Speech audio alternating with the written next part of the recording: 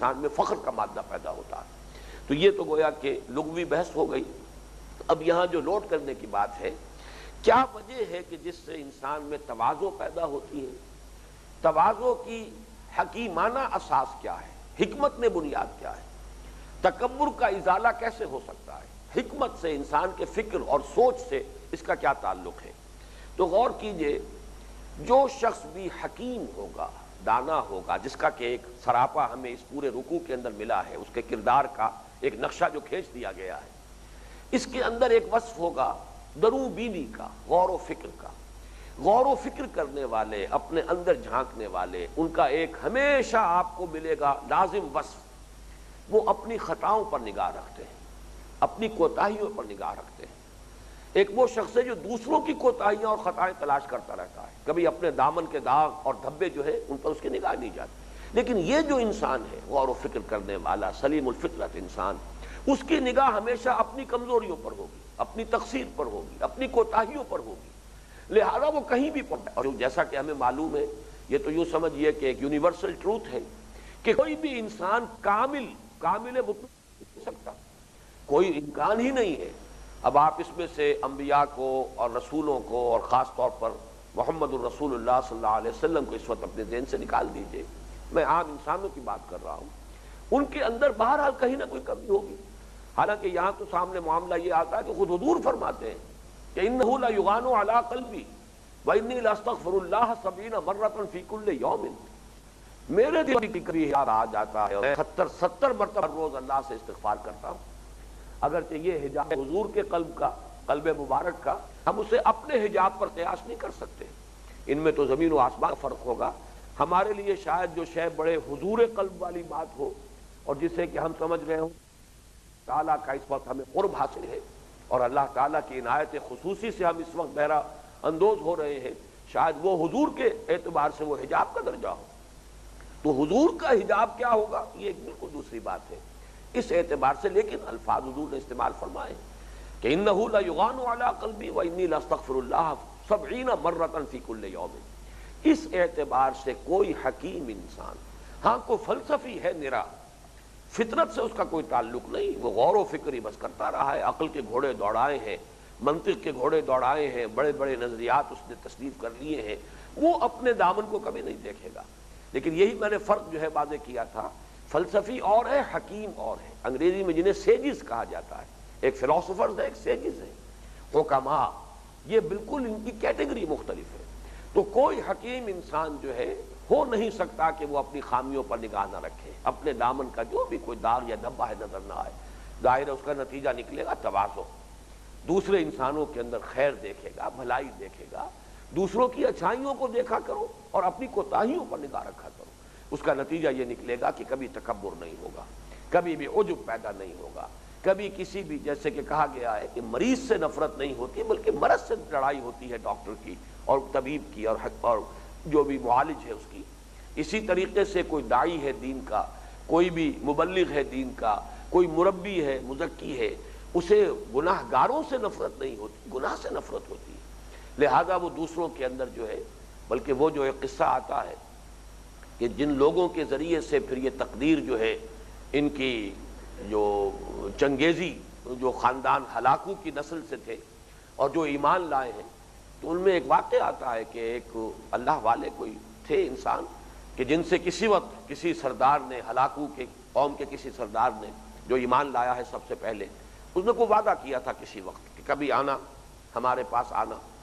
لیکن یہ کہ اس کے بعد آنے کا امکان نہیں رہا، وہ بہت بڑا بادشاہ بن گیا۔ یہ کوئی بڑی پرانے زمانے کی بات تھی جبکہ ابھی وہ بادشاہت پر، تخت حکومت پر بیٹھا نہیں تھا، تو اس کو وہاں پہنچنے کے لیے ایک تدبیر یہ کرنی پڑی کہ جہاں وہ ان کے خیمے لگے ہوئے تھے اس سردار کے، وہاں اس نے جا کر فجر کے وقت بڑے بلند آواز سے اذان دی قریب، اور بڑے تیش میں آ کر اس سردار نے بلایا ہے کہ یہ کون ہے جس نے کہ ہماری نیند میں خلل ڈالا ہے۔ پکڑ کر لایا گیا اور سخت غیظ و غضب کے اندر پیچ و تاب کھا رہا تھا وہ شخص۔ اس وقت کہیں کتا بھی ایک بیٹھا ہوا تھا پاس، اس کا کتا، اس کا اسی کا وہ جو چنگیزی سردار تھا اس کا، اس نے اسی غصے کے عالم میں کہا ہے ان سے، اس اللہ والے سے، کہ تم بہتر ہو یا میرا یہ کتا بہتر ہے؟ ایک لمحے رک کر انہوں نے جواب دیا ہے، میں ابھی نہیں کہہ سکتا۔ اس پر وہ چونکا، یہ کیا بات اس نے کہی، وضاحت طلب کی. انہوں نے کہا کہ اگر میں ثابت قدم رہا، اب تو تیری طرف سے جو کچھ مجھ پر آنے والی ہے، وَاصْبِرْ عَلَىٰ مَا أَصَابَكَ، اگر میں ثابت قدم رہا اور موت کو میں نے جھیل لیا، لیکن یہ کہ حق پر قائم رہا مرتے دم تک، تو میں اس کتے سے بہتر ہوں گا. اور اگر کہیں میری ہمت جواب دے گئی اور اگر کہیں میں نے پیٹھ دکھا دی، کسی کمزوری کا مظاہرہ کیا، تو یہ کتا مجھ سے بہتر ہے. یہ وہ چیز ہے کہ جو تیر کی طرح جا کر اس شخص کے دل پر لگی ہے. ایک حکیمانہ قول ہوتا ہے، بسا اوقات جو ہے وہ ایسے جاتا ہے کہ جا کے عین نشانے پر جیسے تیر لگتا ہو، پھر وہ شخص جو ہے ایمان لایا ہے. تو یہ کیفیت ہر حکیم اور دانا انسان کی رہے، اس میں اس کے نتیجے میں تواضع پیدا ہوگا. وَلَا تُصَعِّرْ خَدَّكَ لِلنَّاسِ وَلَا تَمْشِ فِي الْأَرْضِ مَرَحًا. اسی طرح تکبر جو ہے اس کا ازالہ ہوتا ہے در حقیقت جب انسان کو تصور حاصل ہو جائے کہ یہ کائنات کتنی وسیع و عریض ہے، اللہ کی مخلوقات کا کیا ٹھکانہ. وَمَا يَعْلَمُ جُنُودَ رَبِّكَ إِلَّا هُوَ. اس کے لشکروں کو کون جانتا ہے؟ کوئی نہیں جانتا اللہ کے سوا. اب اس پورے یوں سمجھیے کہ اس عظیم کائنات کے اندر میری حقیقت کیا ہے. ایک پانی کا بلبلہ، کوئی ایک قطرہ، بلکہ ایک نقطے کی حیثیت سے بھی بڑھ کر نہیں ہے. تو جس کا اپنا ذہن جو ہے افق ذہنی چھوٹا ہوگا اس میں وہ خود بڑا نظر آئے گا، لیکن یہ کہ جس کا ذہنی افق وسیع ہو جائے گا تو وہ خود اپنے آپ کو اپنی نگاہ کے اندر کبھی بڑا نہیں سمجھے گا بلکہ چھوٹا سمجھے گا. اس ضمن میں بھی ایک بڑی پیاری حدیث بلکہ دعا ہے حضور کی مسنون دعاؤں میں سے ہے، اللہم اجعلنی فی عینی صغیرا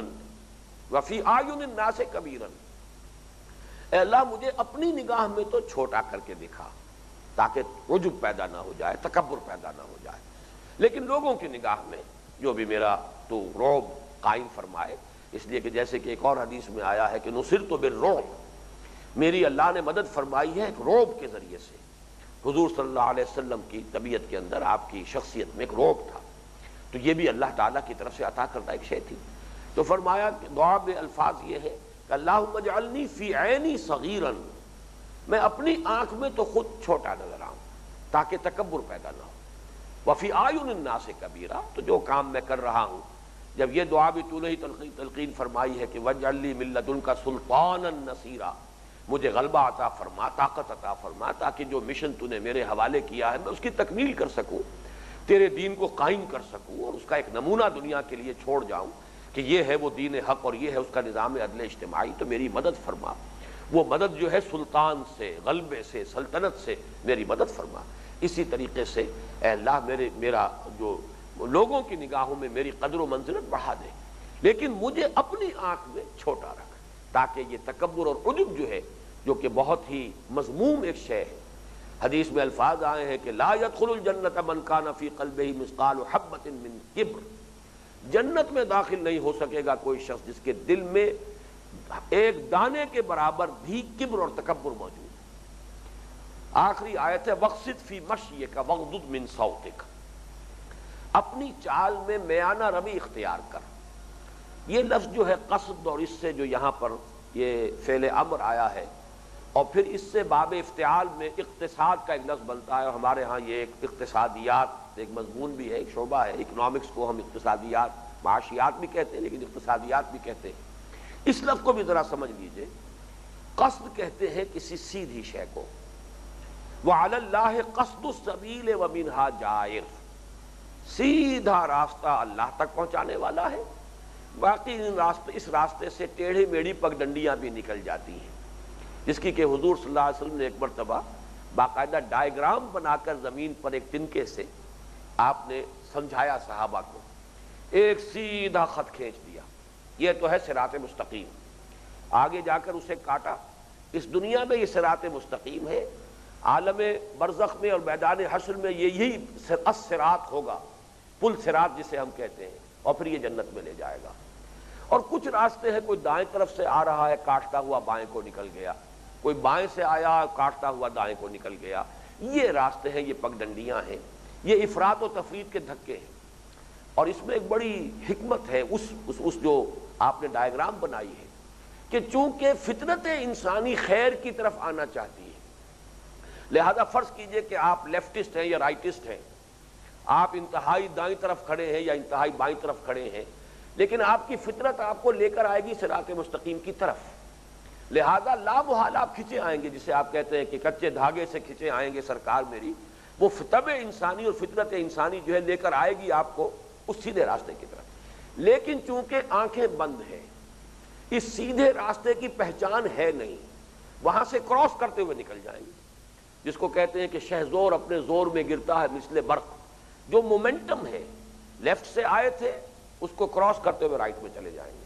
رائٹ سے آئے تھے کراس کرتے ہوئے لیفٹ میں چلے جائیں گے، ایک انتہا کو جا کر پھر احساس ہوگا کہ غلطی ہو گئی ہے، ہم تو پھر کہیں کسی بپتا میں پھنس گئے ہیں، رست از یک بند تا افتاد در بندے دیگر، ایک مصیبت سے نجات پائی تھی تو دوسری مصیبت میں پھنس گئے، جاگیرداری سے نجات پائی، بادشاہت سے نجات پائی، سرمایہ داروں کے پھندے میں پھنس گئے،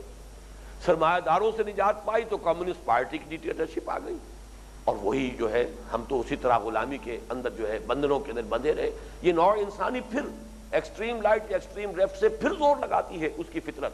پھر لاتی ہے صراط مستقیم کی طرف، لیکن پھر انسان کراس کر جاتا ہے۔ یہی ہے افراط و تفریط کے دھکے، انسان اگر اس صراط مستقیم کی پہچان جو ہونی چاہیے، جو وحی کے ذریعے سے انسان کو ملا ہے، اس پر چلے گا تو یہ صراط مستقیم ہے۔ بہرحال وعلیہ، جیسے کہ میں نے ابھی آیت آپ کو سنائی، سورۃ النحل کی آیت نمبر 9 ہے، وعلی اللہ قصد السبیل، سیدھا راستہ تو اللہ تک پہنچانے والا ہے، جنت تک لے جانے والا ہے، ومنہا جائر، اسی میں سے کچھ نکل جاتی ہے پگڈنڈیاں، کوئی دائیں کو کوئی بائیں کو، کوئی لیفٹسٹ اور کوئی رائٹسٹ ہو کر افراط و تفریط کے دھکوں کے اندر۔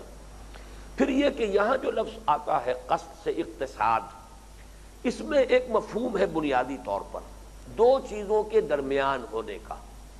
لہذا اسی سے یہاں ترجمہ ہم کر رہے ہیں مقصد فی مشیے کا، کہ اپنی چال میں میانہ روی اختیار کر، ایکسٹریم نہ ہو۔ اور یہ چال سے مراد یہاں صرف چلنا نہیں ہے، بلکہ پوری روش زندگی کی، ہم لفظ یہ استعمال کرتے ہیں، زندگی کی پوری روش، پوری زندگی میں رویہ اپنا رکھو معتدل، کسی معاملے میں بھی انتہا پسندی نہ ہو، جیسے کہ سورۃ الفرقان میں آیا ہے کہ والذین اذا انفقوا لم یسرفوا ولم یقتروا وکان بین ذلک قواما، وہ لوگ کہ جب خرچ کرتے ہیں تو نہ بخل سے کام لیتے ہیں اور نہ ہی اسراف سے کام لیتے ہیں، بلکہ بین بین ایک روش رہتی ہے۔ لیکن پھر یہی لفظ جو ہے مقتصد قرآن مجید میں مقام ذم میں بھی استعمال ہوا ہے۔ مقتصد وہ ہے کہ جو ادھر ادھر لا الہ ہؤلاء ولا الہ ہؤلاء، اگر تو دو انتہاؤں کے مابین آپ سیدھے چلے جا رہے ہیں، یہ تو قصد السبیل ہو گیا، لیکن دو انتہاؤں کے مابین کبھی ادھر کبھی ادھر جا رہے ہیں تو یہ مقتصد کا لفظ آیا ہے، اور یہ برے سینس میں آیا ہے، جس کے لیے کہ جو الفاظ آئے ہیں فلما نجاہم الی البر فمنہم مقتصد، اسی سورہ لقمان کی آیت نمبر 32 ہے، وہی جو میں نے ایک گزشتہ نشست میں یہ بات بیان کی تھی کہ فطرت کے اندر توحید ہے، شرک نہیں ہے، کہ جب یہ کہیں ہوتے ہیں سمندر میں کشتیوں میں، جب اچھی ہوائیں چل رہی ہوتی ہیں تو فرحوا بہا، بڑے خوش و خرم ہیں، بڑے جو ہے وہ خوش گپیاں ہو رہی ہیں، ذرا تیز ہوا آئی اور موجیں اٹھنے لگیں، اب جان پر بنی، اب پکارتے ہیں صرف اللہ کو، نہ لات یاد رہی، نہ عزا یاد رہی، نہ منات یاد رہی، نہ حبل یاد رہا، کچھ نہیں، اب اللہ کو۔ لیکن فرمایا فلما نجاہم الی البر فمنہم مقتصد، پھر جب ان کو ہم نجات دیتے ہیں، بر پر پہنچا دیتے ہیں، وہی بر اور بر کا لفظ پھر آ گیا، بر پر آ کر اطمینان ہو گیا، اب وہ خوف کی کیفیت، اندیشہ جو ہے، تشویش ختم ہو گئی، فمنہم مقتصد، اب پھر وہ بجائے اس کے کہ سیدھی توحید کی راہ پر چلے، پھر ادھر ادھر، پھر گویا کہ غلط راستے کو اختیار کرتے ہیں۔ تو یہ لفظ جو ہے یہ گویا کہ دونوں معنی دیتا ہے، مقام ذم میں بھی آ جاتا ہے اور مقام محمود میں بھی، اور جو بھی مدح کا مقام ہے اس میں بھی آ جاتا ہے۔ یہاں پھر یہ میانہ روی ہے، وقصد فی مشیق، پوری زندگی میں، اور جیسا کہ میں نے عرض کیا تھا یہ میچورٹی کی بات ہے، یہ در حقیقت کوئی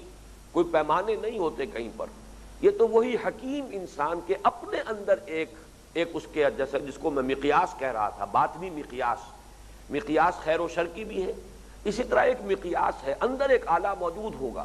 اور وہ جو میچور شخص ہے اس کے اندر یہ صلاحیت پیدا ہو جائے گی کہ انتہاؤں کے مابین رہے۔ اور میں نے بارہا یہ الفاظ استعمال کیے ہیں کہ ہر معاملے میں انتہائیں موجود ہوتی ہیں، اور واقعہ یہ ہے کہ وہ جو پل صراط کے بارے میں ہمارے ہاں روایتاً الفاظ استعمال ہوتے ہیں کہ تلوار کی دھار سے زیادہ تیز اور بال سے زیادہ باریک، اس زندگی میں بھی انسان جو ہے اگر راستہ واقعتاً شعور کے ساتھ طے کر رہا ہو. ایک تو ہے کہ بس اپنے جذبات اور شہوات کے حوالے سے آدمی گویا کہ یہ دھکیل رہے ہیں انسان کو، جس کو سورہ ملک میں کہا گیا ہے کہ جو پیٹ کے منہ کے بل اوندے گھسٹ رہے ہیں. لیکن جو خود اپنا راستہ دیکھ کر شعور کی آنکھ کھول کر چل رہا ہو، قدم قدم پر اسے محسوس ہوگا کہ فیصلہ